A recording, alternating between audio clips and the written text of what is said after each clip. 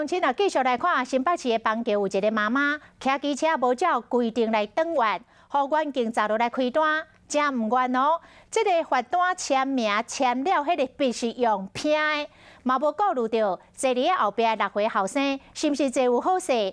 这个油门吹咧，噗一个车就骑咧走，结果后生直接为机车后座碾落涂骹，是惊甲安尼大声咻咻叫。 这个时阵，做妈妈才知觉到，赶紧翻头甲囡仔抱起来。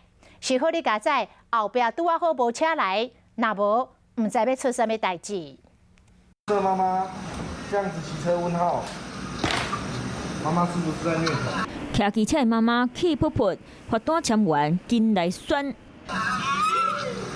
坐伫后座后生叽叽叫，直接为机车后座拼落来。妈妈看到，目镜冲倒来看后生有安怎无？毋过到底是安怎要骑这么凶？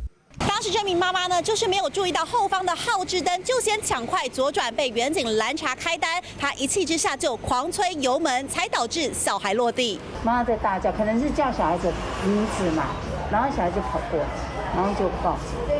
违规被开罚单，一定会心疼那个钱啊！说真的是。代志发生的所在，就伫咧新北市邦桥中校实践路口。妈妈因为无看到倒弯的灯号，就直接载囡仔越过，互警察发现走落来，才气噗噗离开。不能把自己的情绪发泄到小孩子身上啊！那也是觉得蛮害怕的。那小孩这样子还蛮可怕的。